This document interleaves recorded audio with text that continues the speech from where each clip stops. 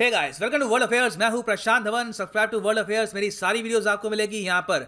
Mount Everest की नई height declare हो चुकी है। दुनिया भर की जीके की बुक्स, करंट अफेयर्स की बुक्स रिवाइज की जाएगी, वहां पर चेंजेस किए जाएंगे क्योंकि दुनिया का जो हाईएस्ट माउंटेन है, इसकी जो नई हाइट है, इट इज हायर। ये बहुत ही सरप्राइजिंग है। लोग ये समझ रहे थे कि हो सकता है कि जो नई हाइट निकले वहां पे माउंट एवरेस्ट की जो ऊंचाई है थोड़ी सी कम बताई जाएगी, मगर टू एवरीवन सरप्राइज ये बताया जा रहा है कि दुनिया का जो हाईएस्ट माउंटेन है माउंट एवरेस्ट, अब ये 0.86 मीटर ज्यादा ऊंचा है। और ये कैलकुलेशन करी है नेपाल और चाइना ने, यहां पे आप देख पाएंगे। और इससे पहले की जो हाइट ऑफिशियली लिखी गई थी इन वेरियस बुक्स, एकेडमिकली जो एक्सेप्टेड थी, इट वाज 8,848 मीटर्स। ये जो कैलकुलेशन है ये करी थी सर्वे ऑफ इंडिया ने इन 1954। अब जो ये कैलकुलेशन है ये हो गई है आउटडेटेड। जो नई कैलकुलेशन है जो चाइना नेपाल ने मिलकर करी है, इनके हिसाब से माउंट एवरेस्ट की हाइट है 8,848.86 मीटर्स। फीट में आप कह सकते हैं यहां पर 29,031.7 फीट। तो बिल्कुल ये एक हिस्टोरिक मोमेंट है। और ये देख के मुझे बहुत ही इंटरेस्टिंग लगा कि चाइना और नेपाल की गवर्नमेंट्स ने एक तरीके से इसको एक समिट सा बना दिया, एक इवेंट सा बना दिया। यहाँ पे आप देखेंगे जब अनाउंस की जा रही थी माउंट एवरेस्ट की हाइट, तो यहाँ पर चाइना के प्रीमियर और नेपाल के विदेश मंत्री यहाँ पे मौजूद हैं। नेपाल की गवर्नमेंट के कई ऑफिसर्स यहाँ पे मौजूद हैं और एक सेरेमनी के रूप में यहाँ पे इन्होंने अनाउंस करी है ये नई हाइट। यहाँ पे आप देखेंगे पूरे ग्राफिक्स के साथ and complete pomp and show. और इस ओकेजन पर शी जिनपिंग ने नेपाल के प्रेसिडेंट को एक चिट्ठी लिखी है और एक कांग्रेचुलेटरी लेटर नेपाल के प्रेसिडेंट ने भी भेजा है टू शी जिनपिंग। और सिंस हम यहाँ पे बात कर रहे हैं माउंट एवरेस्ट की, तो आपसे एक क्वेश्चन भी पूछूंगा। वो पहले भारतीय कौन थे जिन्होंने माउंट एवरेस्ट को क्लाइम किया था? आपके सामने यहाँ पर ऑप्शंस हैं, नीचे कमेंट सेक्शन में सब लोग टेस्ट करिए कि आपको क्या ये इसका आंसर पता है या नहीं पता। अटेम्प्ट दिस क्वेश्चन, सही आंसर मिलेगा हमेशा की तरह वीडियो के एंड में। और ये सबसे फेवरेट पार्ट है वीडियो का। एक्चुअली फेवरेट पार्ट नहीं है, मगर ये पार्ट भी इंपॉर्टेंट है। अगर आप किसी भी एग्जाम की प्रिपरेशन कर रहे हैं, अनअकैडमी की ऐप पर जाओ, वेबसाइट पे जाओ और यहाँ पे क्लिक करो एग्जाम को। फॉर एग्जाम्पल आप अगर प्रिपेयर कर रहे हैं for bank exams, click on bank exams और यहाँ पे आप परचेज कर सकते हैं कोर्स, मगर 6,000 रुपीज फॉर 12 मंथ्स ये पे मत करिए। Use the code PG10 and get 10% discount. So save money, use the code PG10 and grow. Alright, so यहाँ पे आप देखेंगे ये है एशिया का मैप और ऑफ कोर्स ये है वीडियो का फेवरेट पार्ट, ये है हमारा प्यारा भारत। और हम यहाँ पे जूम इन कर रहे हैं टुवर्ड्स माउंट एवरेस्ट। और माउंट एवरेस्ट आप नोटिस करेंगे बिल्कुल बॉर्डर पे मिलेगा आपको ऑफ नेपाल एंड चाइना। अगर मैं यहाँ पे आपको दिखाऊं तो ये आप देख रहे हैं येलो लाइन, ये है international border of Nepal and China. और बिल्कुल माउंट एवरेस्ट ऑलमोस्ट बटा ही हुआ है इस बॉर्डर से। एक मिनट, जो ये एंगल है सही कर लेता हूँ आपके लिए। ये हो गया। और यहाँ पे आप देख सकते हैं it is a beautiful sight.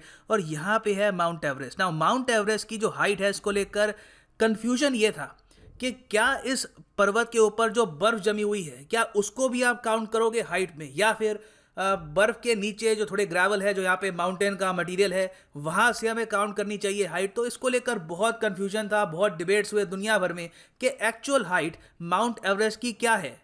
मगर तब भी इंटरनेशनली जो इंडिया की कैलकुलेटेड हाइट थी ये एक्सेप्ट की जाती थी। इवन दो चाइना ने 1975 में जो हाइट है माउंट एवरेस्ट की, इसको फिर से कैलकुलेट करने की कोशिश करी और इनके हिसाब से जो हाइट थी उस टाइम 1975 में इट वाज अराउंड 8,848.13 मीटर्स। फिर उसके बाद आप अगर देखें तो 1980s 90s बहुत सी टीम्स आई, यूएस की टीम, यूरोपियन टीम्स, जिन्होंने अलग तरीके से माउंट एवरेस्ट की जो हाइट है इसको मेजर किया। मगर अभी भी कुछ प्रॉपर क्लैरिटी थी नहीं। मॉडर्न मेथड से हमने माउंट एवरेस्ट की जो हाइट है इसको अभी भी कैलकुलेट नहीं किया था। मगर ये सब चेंज हुआ 2019 में।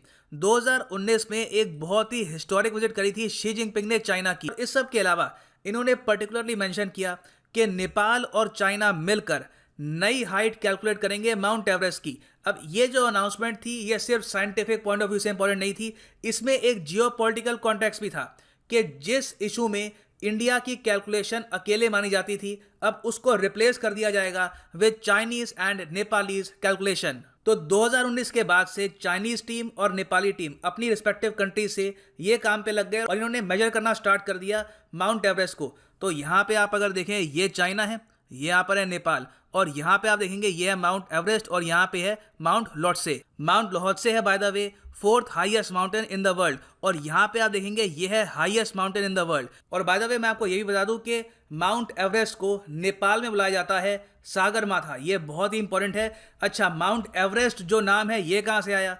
देखिए ये तो हम लोग ज़्यादातर इंडिया में और दुनिया भर में यूज़ करते हैं। ये नाम आया है फ्रॉम एक कॉलोनियल एरा जियोग्राफर जो इंडिया में थे, इनका नाम था सर जॉर्ज एवरेस्ट। ये थे surveyor general of India in the mid 19th century. तो यहाँ पे आपसे मैं एक और क्वेश्चन ही पूछना चाहूँगा, आपका ओपिनियन जानना चाहता हूँ कि क्या इन द फ्यूचर हम इंडियंस को भी इस माउंटेन को माउंट एवरेस्ट बुलाना चाहिए या नेपाली लोगों की तरह हमें यहाँ पे इसको बुलाना चाहिए सागरमाथा। आप लिख सकते हैं कमेंट सेक्शन में योर ओपिनियन।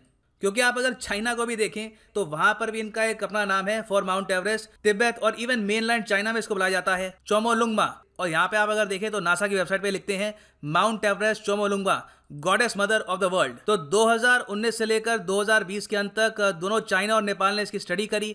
अलग अलग मेथड से जो ये हाइट है इसको मेजर करने की कोशिश करी गई और फाइनली फिर दोनों टीम्स बैठी, अपना डेटा शेयर किया और फिर मिलकर अनाउंस किया कि ये है proper height of mount Everest. और मैं यहाँ पे ये बात भी क्लियर कर दूं कि ऐसा नहीं है कि 1954 में जो इंडिया का एस्टिमेट है ये गलत था।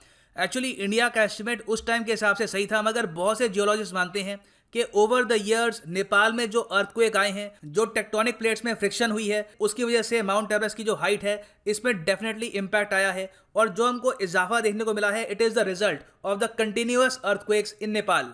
ना एक बार जो जियोपॉलिटिकल एस्पेक्ट है इस पूरे इवेंट का ये भी डिस्कस कर लेते हैं। नेपाल में एक बहुत ही फेमस न्यूज़पेपर है, पब्लिशिंग हाउस है, यह है नेपाली टाइम्स। इन्होंने रिसेंटली ये कहा है कि जो रीज़न है इस एक नई मेजरमेंट का वो ये है कि इससे पहले की जो मेजरमेंट्स हैं वो या तो इंडिया की थी, यूरोपियंस की थी। ये पहली बार नेपाल अपनी तरफ से मेजरमेंट करेगा। ऑफ कोर्स यहाँ पे चाइना की हेल्प ले रहे हैं, मगर नेपाल के लोग मानते हैं कि फाइनली जिस माउंटेन के लिए दुनिया भर में उनका कंट्री फेमस है उसको खुद यहाँ पे मेजर कर रहे हैं। So it is a matter of great pride for everyone in Nepal. मगर आप चाइना के पर्सपेक्टिव से देखें तो उन्होंने बहुत ही स्मार्टली इंडिया को इस कैलकुलेशन से बाहर रखा है और हर जगह चाइना में, वर्ल्ड मीडिया में जिस तरीके से प्रमोट कर रहे हैं इस इवेंट को, ये यहाँ पर ये दिखा रहे हैं अ victory of China and Nepal relations. और आज के समय हमको ये भी समझना होगा कि नेपाल एक बहुत ही इंपॉर्टेंट कंट्री है बिटवीन चाइना एंड इंडिया। आने वाले 20 से लेकर 30 साल में नेपाल जिस कंट्री की तरफ जरा झुकेगा तो रीजन में उस कंट्री की डोमिनेंस अपने आप बढ़ जाएगी। रिसेंटली हमने ये नोटिस किया है कि चाइना का इंटरेस्ट नेपाल में बहुत ज्यादा बढ़ गया है। 2019 में शी जिनपिंग यहाँ पर गए, उसके बाद अभी रिसेंटली हमने देखा है कि 2020 में जो चाइना के डिफेंस मिनिस्टर हैं ये यहाँ पर नेपाल में गए। बहुत से इस पे आर्टिकल लिखे जा रहे हैं इन नेपाल कि आने वाले कुछ साल में चाइना ये कोशिश करेगा कि एक डिफेंस एग्रीमेंट साइन कर दे विद नेपाल। ये इसका मतलब ये नहीं होगा कि नेपाल पे अटैक मतलब चाइना पे अटैक। ये रास्ते ओपन कर देगा for China Nepal military exercise, military cooperation, और उससे चाइना की जो इन्वॉल्वमेंट है नेपाल में ये आने वाले समय में काफ़ी हद तक बढ़ जाएगी। ऑफ कोर्स ये पॉसिबल तभी रहेगा अगर नेपाल में कम्युनिस्ट पार्टी पावर में रहती है और KP Oli in particular prime minister रहते हैं नेपाल के। सो वापस आते हैं अपने क्वेश्चन की तरफ कि who was the first Indian to climb Mount Everest. यहाँ पर जो सही उत्तर है ये है ऑप्शन ए अवतार सिंह चीमा। बाकी जो आपको मैं ये पहली बात तो यहाँ पे आप देख पाएंगे ये आर्टिकल है from India Today, story of Avtar Singh Cheema first Indian to climb Mount Everest. इन्होंने क्लाइंब किया था Mount Everest with his team in 1965 and he became the first Indian to do so.